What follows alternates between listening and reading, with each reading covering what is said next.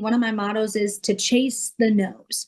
So go after every opportunity and get those no's. Go, you want the no's because that means you learned something and that you grew from that experience, and it's only going to make you a better person.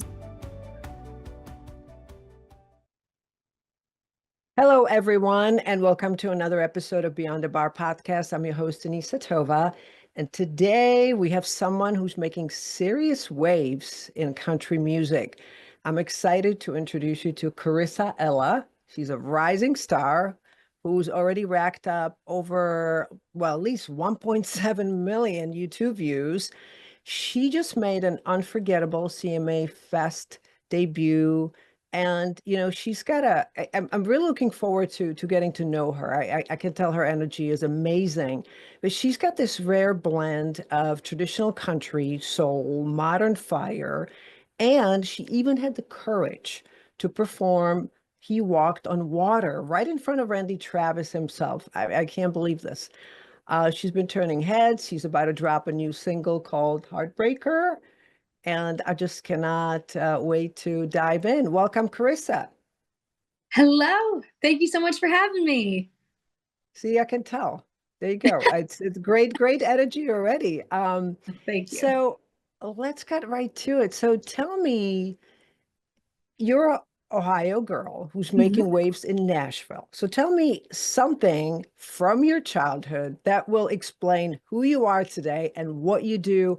What's your real story? Well, growing up in Ohio, I wasn't raised around music. My family's not really musical at all, but they taught me how to appreciate music. So we were always listening to different genres of music and going to concerts, and we just love music. And so it's always been something that's very important to me.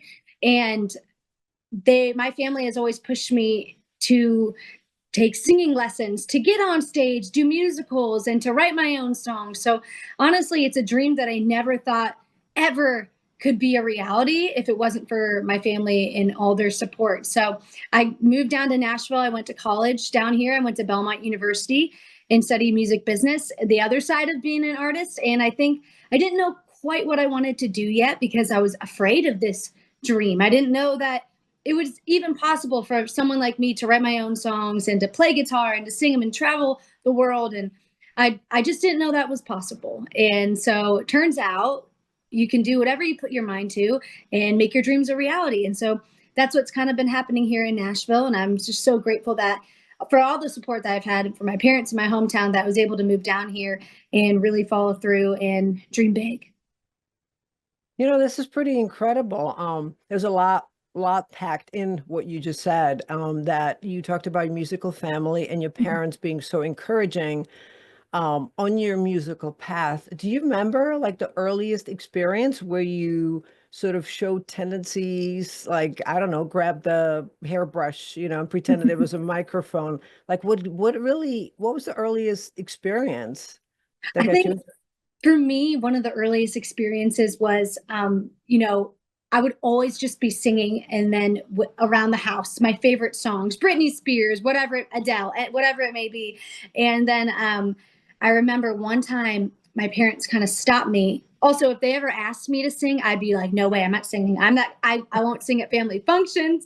I will now, but I was so shy and I just didn't want, I don't know. I didn't want them to be nice to me just because I was this little girl. And I really was taking it seriously. I really loved when I sang the songs and sing it with my heart. And so I remember the first time I was just singing in the living room and dancing. And my parents were like, sing that note one more time.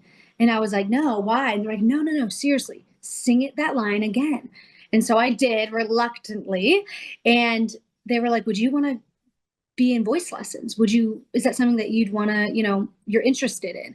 And I said yes, but I was so scared to say yes because I didn't know where that would lead. But I was really excited. So that was like the first big step into music and seeing what could come of it. So that was a really fun moment. I like to look back. Wow, that must have been, that's scary. Do you remember Yeah. how old were you when for the first time when you performed for a group of people? Well, I'll tell you, I started singing lessons in fifth grade, and I was a competitive dancer, so I was used to being on stage and everything. And however, I started doing musicals, but I never really sang by myself in front of a group of people until I was a senior in high school. And I had the senior spectacular. So I went into college only having like really two performances under my belt, singing by myself to a crowd. And I remember I sat on that stage or I stood on that stage, excuse me, and I couldn't even move. And I just sang my little heart out, but I was so nervous that I couldn't move. I think I had splotches over my chest. And so we've come a long way from that moment, but it took me a while to gain the courage to get up and sing in front of people, just being afraid to fail. And now I know that failing is a good thing. It means you're learning, and that's how you grow. Hmm. There's a lot of wisdom. We'll get back to that actually. Now your influences include powerhouses like Dolly Parton, Shania Twain. What is it about them that really fills you up, that really lights you up? You know, both of those artists are so inspirational to me in so many different ways. Dolly, of course, because she's Dolly. I mean, I don't know what else I'm going to say about that, but also the kind of human that she is, how she gives back to her community. She makes the world a better place with her music, but also with, everything else, her philanthropy. I just think she's an incredible human and someone that I idolize. But also, both of those artists, I love that they're able to do a mixture of fun music, but also those really big soulful ballads. So they have a little bit of everything that they give their fans. And that's what I want to do too. I want to have the fun drinking songs, the songs that make you cry, the songs that make you laugh, that make memories too, whatever it may be, get you over a breakup. I feel like both those artists have that repertoire and give their fans a little bit of everything. And that's what I want to do too. So Hmm. And you performed for Randy Travis. I mean, that must have been intense. Take us to that moment. What was that? it was. Yeah, it was. I got a call. We were celebrating his birthday too. So I got a call. Hey, do you want to sing a song for Randy Travis? I was like, sure. And I was like, is he going to be there? And they were like, yeah, he's going to be there.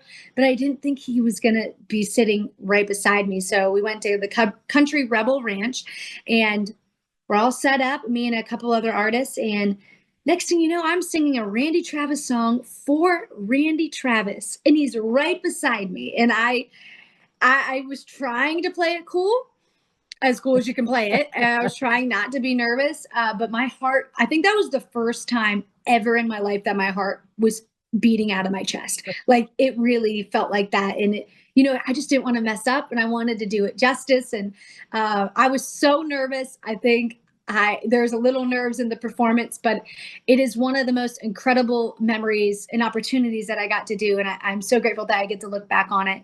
If I can continue just a little bit more, it was a real full circle moment for me too. My great grandma Ella, who I'm named after, Karissa Ella, she didn't really love country music, but she loved Randy Travis. And the reason she got through the loss of her husband was using Randy Travis music to help heal her. And so my mom grew up with Randy Travis. We grew up with Randy Travis listening to him. So it was just a really cool moment for a lot of people, for me, but also for a lot of people in my family, because Randy Travis has been such an important person in our life and has gotten us through a lot. So, and I'm sure other people as well. So it was a very rewarding experience. It was incredible.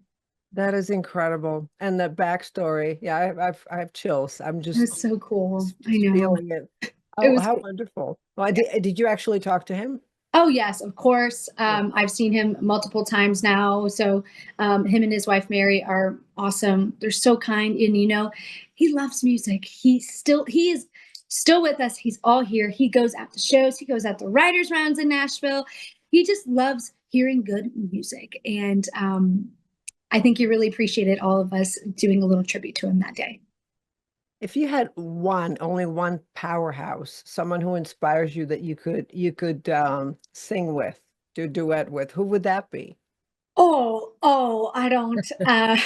One, I guess since we already mentioned Shania and Dolly, I feel like obviously them. I would love, I'll switch it up a bit because, of course, there's a bunch.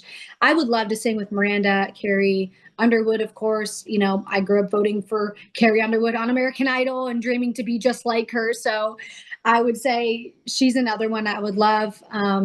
I also would love, you know, I think Chris Stapleton is someone who's sings with so much soul, and that's something that I'm trying to incorporate more of into my music. And I just love him. And gosh, there's so many other ones. Brad Paisley. Who else? What other women, especially? I'm like, why am I drawing a blank? Gretchen Wilson was one of the first artists too that I heard in country music, and I fell in love with her because I thought she was so cool. And I was just this little nerdy girl who was not cool. And I just wanted to be cool like her and singing Here for the Party and Redneck Woman. So any of those artists, any artist, to be honest, I would love to collab with. I think it'd be awesome and be a lot of fun. And you will. Yeah. Oh, thank you. Yes, yes. I mean, you're manifesting everything. It's this is terrific. Thank you. Um, you know, and I know that starting in a new environment and the industry can be a little bit cutthroat and not easy. What's like the most challenging moment that you've, you know, that you've been through where you maybe even question things and sort of got through? So many moments. I feel like one of the main moments for me was realizing that we're all on different paths. And as artists, it's really hard to be patient. You know, things don't just happen overnight as much as you want them to, but also realizing that that's okay. And that maybe, yes, you want things to happen, but maybe you weren't ready, and that everything happens for a reason. You know, what's meant for you does not pass by you. And we're all on different journeys. So you got to put your blinders on, and you got to just focus on you, find out who you are as an artist and as a songwriter, and grow and love what you do and believe in yourself. I think that was hard for me to learn. Is you think it would be easy, you know, to believe in yourself, but there's so many talented singers, songwriters, musicians here in Nashville, and it's just easy to get in your head about it and think maybe I don't belong, but you do belong here, I promise. And you have to just stay in your lane and do what you love and don't give up. So that's kind of a little bit of what I've learned along the way. You know, and I know I'm a student of the mind, and it's helpful to remind yourself through you know, just listening to inspirational, Oh whether yeah. it's a book or song. And Mhm. as long as there is a noise, it's kind of, it helps us to stay in that lane. What happens? How do you reset every day when you start slipping in that, you know, space where you're like, you know, am I really belonging here? What helps you reset to stay there? Because it's easy to say, it's not easy to do. Absolutely, it's not, and it's easy to slip away. I wish it wasn't, but it is. I will say some things that, you know, well, 2024 for me was one of those years. It was the first year in a very long time where I didn't release any music, and I felt like a failure, but I didn't want to release songs that I didn't resonate with and I didn't think were good enough. And so I decided to just put my head down and grind and write. And that's what kept me going, is just writing and writing and trying to create music that I really resonated with and really loved, and that was authentic to me. And so writing music helps me get out my emotions. It helps me feel like I'm moving forward and I'm continuing. But then there's also, you know, just meditating, getting up early, getting a good workout in, stuff like that too helps too. Ease your mind, relaxes you, you know, just moving, traveling, you know, eating that piece of pizza, whatever you want to do, you know, living in the moment. But it's so easy to get caught up. And so I think it's important to have your little daily rituals and everything that keeps you going, and your reminders of your why. Like, why do you want this? Why is this important to you? Why is this a dream? And what other dreams do you have? And that's kind of what kept me going. And, you know, I was like, I have too many dreams right now that I just can't quit it. I have to cross some of these off my list. And that's what's keeping me going. And, honestly, you kind of go through resurgences of feelings of, I can do this. No, I can't. I can do this. And you just got to know that it is a roller coaster of emotions no matter what. And you just got to keep riding the ride. Yeah. Yeah. You ride the waves, right? Yeah. Yeah. I mean, you have a huge Exactly. social media following. How have your fans, your followers taken that? Have they been riding the wave with you? What has been their response to your, to the wave? They're the best. My followers, my fans, they're the absolute best. They are riding the wave with me. I don't think they think it's as bumpy as I think it is, but they are so supportive, and they're always pre-saving every song. They're ordering my merch. They're always like, "When's your next show?" Or they're even like, "How can we help you get shows?" You know, they're just the best. They're always streaming my music and posting about it, and that's all I can ask for, is that people were just, no matter what, continuing to listen to my music. And when I hear things, and coming out to my shows, when I hear things that, hey, this song did this for me and this song got me through this, that also keeps me going and fuels me, that I am making a difference and my music is being heard. And it is, whether it's impacting one person or 1,000 people, that one person's just as important. So they're the best. I'm very grateful for them, and grateful for social media, that we get to have this reach and that I can communicate with my fans. It's really cool. Yes, absolutely. And I think you're inspiring them and being vulnerable to show them that, you're going through the real stuff just like they do, and that you are real. Yeah. And and very relatable. And so to cultivate that, that's incredible. Um, Yeah. let's talk about your new single, Heartbreaker. Is that It's usually a real story behind songs about heartbreak. What inspired this one? And So don't hold back now. I won't. I know. Well, to be honest, so I did not write the song. This is one of the songs that, one of the first songs that I've ever cut. I got it pitched by my producer. Three awesome songwriters wrote it: Chase Bryant, Jeb Gibson, and Casey Tyndall, who's an awesome country artist too. And I heard it and I love the vibe. I love the message, and I knew I had to cut it. So it's been so much fun. It's had a great response.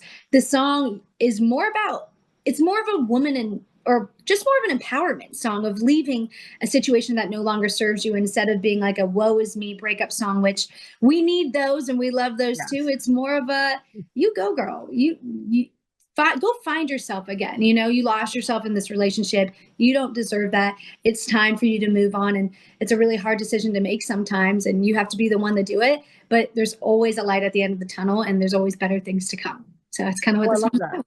Oh, Yeah. that's totally different. I can't wait to listen to that one. That sounds amazing. What about Well Tequila? Ooh, what about, well, tequila? Tequila is my favorite drink. So we had to write a song about that. That's my go-to fun bar dancing, drinking song. And yeah, that one's just about having a good time with your friends out at the bar and blaming tequila. Plain old tequila. Yeah. So, well, Uh, tequila. oh, that is terrific. What shows do you binge on? Oh my gosh. Everything. We just got done watching, I watch The Office. Like, you talking about like shows like that, right? Yeah, yeah, yeah, Okay. yeah. I just Streaming. wanted Yep. to double check. Yeah, like, I love The Office. I love Parks and Recreations. One of my favorite TV shows, NCIS.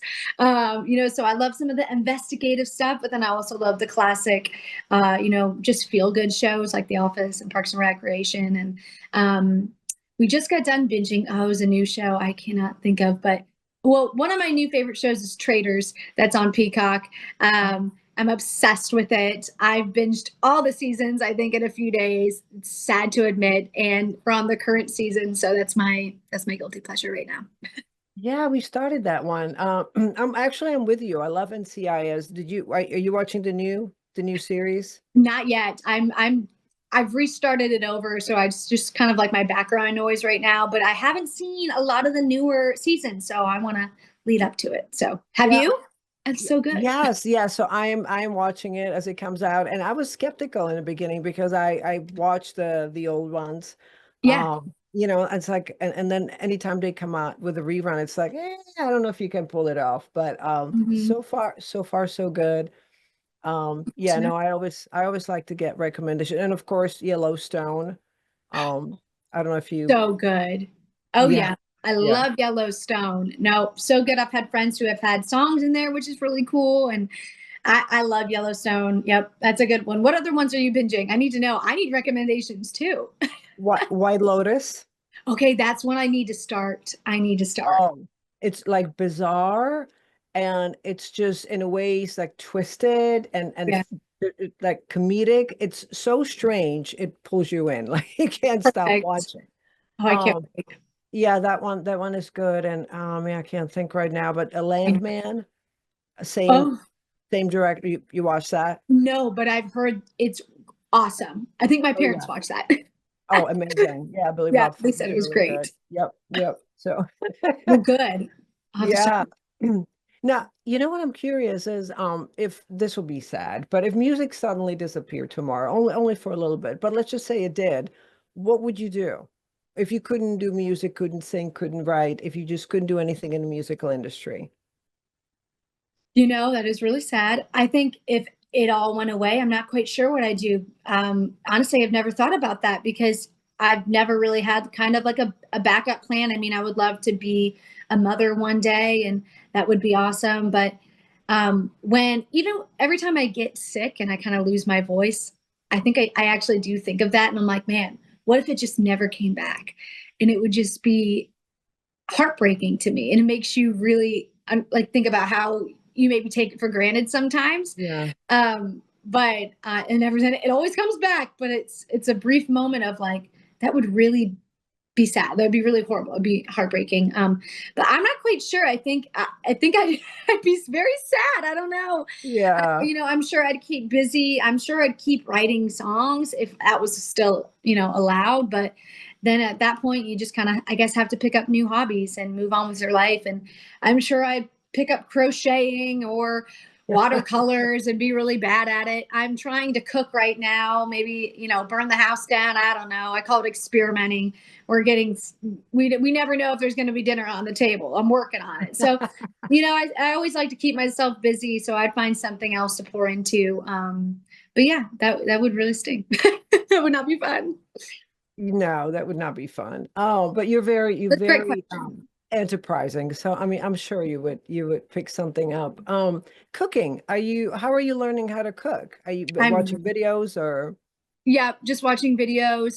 There's a few classes in Nashville I've been thinking about taking, just so I can just get a better understanding of that of the stove, of the world. I don't want to keep overcooking my chicken. So we'll that's a we'll tough see. one. But yeah, I'd also love teaching. I've always thought about going back to, and being a teacher, something like that. I love being around kids. I think that would be a lot of fun. Any ways I could pour into the community too would be awesome. So we'll see.